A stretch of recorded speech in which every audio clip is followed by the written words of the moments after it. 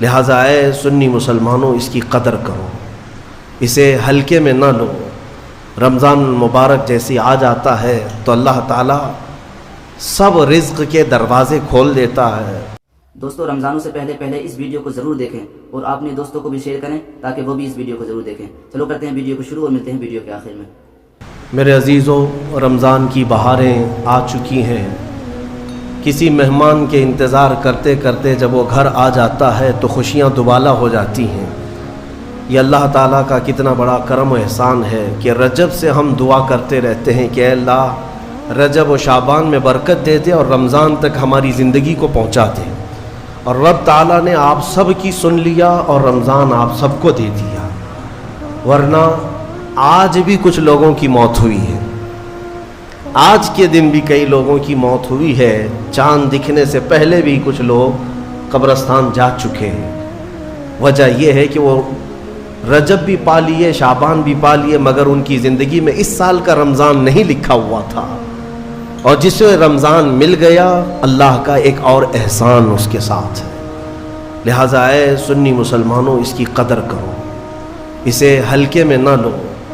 رمضان المبارک جیسی آ جاتا ہے تو اللہ تعالیٰ سب رزق کے دروازے کھول دیتا ہے، اور تمہارے لیے اتنے انتظامات اس نے کر رکھے ہیں کہ شیاطین چھیڑ چھاڑ کے لیے تمہارے ساتھ نہ رہیں، ان کو بند کر دیا گیا کہ تم خالص اللہ کی عبادت کرتے رہو، کوئی شیطان تمہیں پریشان نہ کرے۔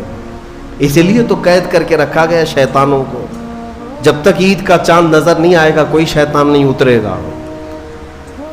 میرے عزیزو، اللہ تعالیٰ نے تمہارے لیے انتظامات اتنے کیے، یہاں تک کہ حدیث رسول ہے، میرے آقا فرماتے ہیں قیامت کے دن رمضان اور قرآن جس کی حمایت میں کھڑے ہو گئے اس سے جنت میں جانا واجب ہو جائے گا۔ جس کی یہ شفاعت کر دیں رمضان اور قرآن، اور ساتھ میں میرے آقا صلی اللہ علیہ وسلم نے یہ بھی فرمایا، یاد رکھو رمضان اور قرآن جس کے خلاف کھڑے ہو گئے تو پھر اس کو دوزخ میں جانا واجب ہو جائے گا۔ اللہم اجعل القرآن حجتا لنا لا حجتا علینا، اے اللہ قرآن کو ہمارے لیے سفارشی بنا، مددگار بنا، ہمارے خلاف مقدمہ کرنے والا نہ بنا۔ آج رمضان المبارک کی جو خصوصیات ہے وہ تراویح کی شکل میں ہمیں ملی ہے۔ بہت سارے لوگوں کو ایسا لگتا ہے کہ 20 رکعت ہے، لمبی ہے، کون پڑھے گا، پھر پڑھ لیں گے، پھر دیکھ لیں گے۔ جس کے اندر یہ سستی اور کاہلی آئی، یہ علامت میں بتا رہا ہوں آپ کو، علامت حدیث رسول ہے، نماز صرف منافق پر بھاری ہوتی ہے، مومن پر نہیں۔ مومن ہوگا تو نماز میں لذتیں محسوس کرے گا، منافق ہوگا تو اس کے لیے نماز اور بھاری ہوگی۔ ارے امام صاحب اتنی لمبی قرات کرتے ہیں، کھڑے ہیں تو کھڑے ہو گئے، رکوع میں جا ہی نہیں رہے، یہ کس کو بھاری لگتی ہے؟ جس کے اندر نفاق ہو۔ وَإِنَّهَا لَكَبِيرَةٌ إِلَّا عَلَى الْخَاشِعِينَ، آج ہم نے تلاوت بھی کیا اس آیت کو پہلے پارے میں۔ رب تعالیٰ فرماتا ہے یہ اللہ سے خوف کرنے والوں کے لیے نماز بھاری ہو ہی نہیں سکتی، منافقین کے لیے یہ بھاری ہے۔ قرآن میں ان کی صفت بیان کیا اللہ تعالیٰ نے، منافقین جب نماز کے لیے کھڑے بھی ہوتے ہیں، یراؤن الناس، لوگوں کو دکھانے کے لیے کھڑے ہوتے ہیں، اور لوگوں کو دکھانے کے لیے کھڑے ہوتے ہیں، ان کا ایمان نہیں ہوتا کہ اس نماز سے کچھ ملے گا۔ اس لیے اپنی کیٹیگری چیک کرنے کا بھی یہ مہینہ ہے کہ ہم ایمان والوں میں سے ہے کہ منافقین میں سے، کیٹیگری چیک ہو جاتی ہے۔ اس لیے ان کی اس رمضان کی صفوں کو خالی ہرگز ہونے نہ دینا، ورنہ نفاق کا دھبا لگ جائے گا۔ بہرحال ہم معمول کے مطابق تفسیر قرآن کو، جیسے ہر سال میری عادت ہے، میں قرآن جو تلاوت کرتا ہوں اس کے کچھ گوشے آپ تک رکھنے کی کوشش کرتا ہوں۔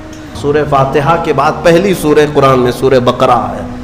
سورہ بقرہ سب سے بڑی سورہ ہے قرآن پاک، تقریباً 2.5 پارے پر مشتمل ہے، 280 کے قریب آیات ہیں، اور سورہ بقرہ کی بڑی برکتیں بھی ہیں۔ ایک روایت میں ملتا ہے کہ پورے قرآن کا جو کچھ بھی مضمون ہے اللہ نے وہ سب سورہ بقرہ میں بیان کر دیا۔ پورے قرآن میں جو کچھ بھی ہے وہ سورہ بقرہ میں ہے، اور جو سورہ بقرہ میں ہے وہ سورہ فاتحہ میں ہے، پورا سورہ فاتحہ میں ہے۔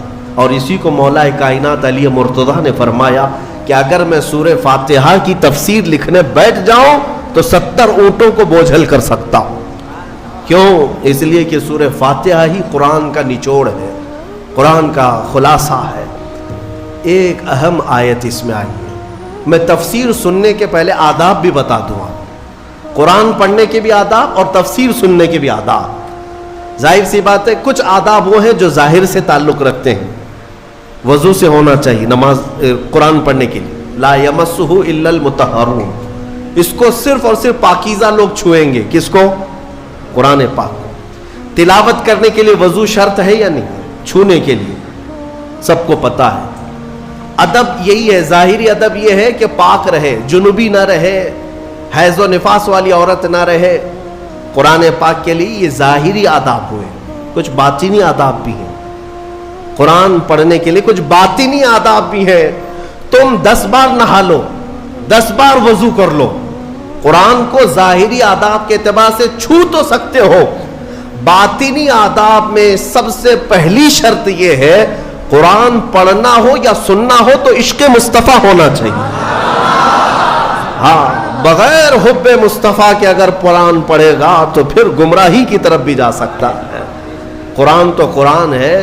حدیث رسول کے بارے میں کہا گیا، بخاری شریف کے بارے میں، کہ بے عشق مصطفیٰ پڑھتے ہیں جو بخاری، سنا ہے نا آپ نے؟ بے عشق مصطفیٰ جو پڑھتے ہیں بخاری، آتا ہے بخار ان کو، آتی نہیں بخاری۔ بخار آ جائے گا لیکن بخاری نہیں آئی۔ جب بخاری کے لیے عشق مصطفیٰ ضروری ہے تو پھر قرآن کے لیے کتنا ہے۔ اس لیے سب سے پہلی چیز میں آپ کو یہ بتا دوں، قرآن پڑھنا ہے یا سننا ہے، عشق مصطفیٰ شرط ہے، شرط ہے۔ محمد کی محبت دین حق کی شرط اول ہے، اسی میں ہو اگر خامی تو سب کچھ نامکمل ہے۔ قرآن کی ایک آیت سنا ہوگا نا آپ نے، لقد جاءکم من اللہ نور، قد جاءکم من اللہ نور و کتاب مبین، مشہور آیت ہے۔ اللہ فرماتا ہے بے شک اللہ کی طرف سے ایک روشن کتاب، قد جاءکم من اللہ نور و کتاب مبین، بے شک اللہ کی طرف سے ایک نور آیا اور ایک روشن کتاب، ایک نور آیا اور ایک روشن کتاب۔ توجہ چاہتا ہوں، کیا چیزیں آئی اللہ کی طرف سے؟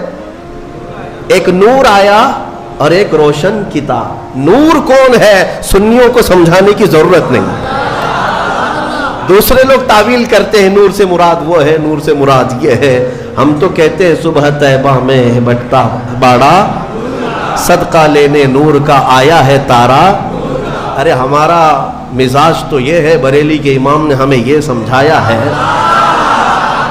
وہی تو جوبن ٹپک رہا ہے، وہی تو جوبن ٹپک رہا ہے، وہی تو اب تک چھلک رہا ہے۔ نہانے میں جو گرا تھا پانی کٹورے تاروں نے بھر لیے تھے۔ یعنی یہ ستاروں کی جو چمک ہے نا، تم کیا سمجھتے ہو؟ سائنٹیفک اعتبار سے کہتے ہیں کہ سورج کی روشنی کھینچ کر رات کو تارے چمکتے ہیں۔ ہم نے سوال کیا پھر سورج کس کی روشنی کھینچتا ہے؟ سورج کس کی روشنی کھینچتا ہے؟ وہ روشنی سمجھنے کے لیے بریلی کے امام کی زبان میں پڑھنا پڑے گا، سورج ہو کہ چاند ہو۔ اعلیٰ حضرت فرماتے ہیں کہ اتار کر ان کے رخ کا صدقہ، اتار کر ان کے رخ کا صدقہ، وہ بٹ رہا تھا نور کا باڑا، اچھل اچھل کر جبیں، یہ چاند و سورج اچھل اچھل کر جبیں کی خیرات مانگتے تھے۔ معراج کی شب میں چاند سورج اچھل اچھل کر جبیں کی خیرات مانگتے تھے کہ اللہ یہ تیرے حبیب کا جو اترن ہے، نہانے میں جو گرا ہے اور پیشانی مبارکہ سے جو پانی ٹپکا ہے، چاند کہتا ہے وہ میری جھولی میں دے دیا جائے اور سورج کہتا ہے میری جھولی میں دے دیا جائے۔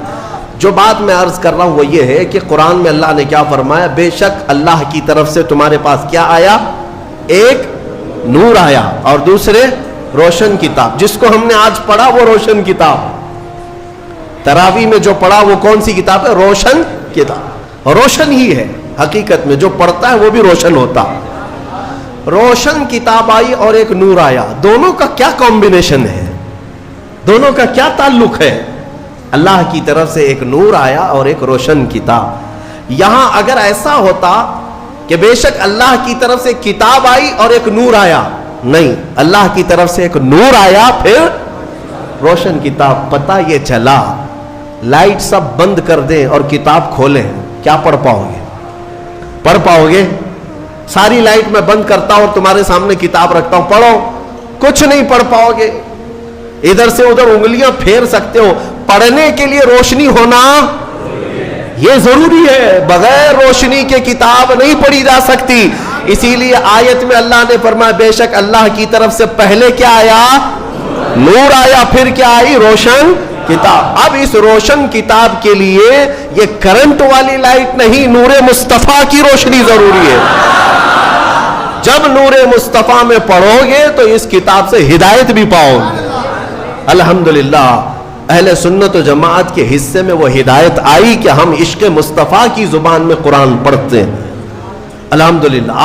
دوستوں امید کرتا ہوں آپ لوگوں کو یہ ویڈیو پسند آئی ہوگی. اگر آپ لوگوں کو یہ ویڈیو پسند آئی ہو, اچھی لگی ہو تو ویڈیو کو لائک کریں اور چینل کو سبسکرائب کریں. چلو ملتے ہیں کسی دوسری ویڈیو کے ساتھ, جب تک کے لیے السلام علیکم ورحمۃ اللہ وبرکاتہ.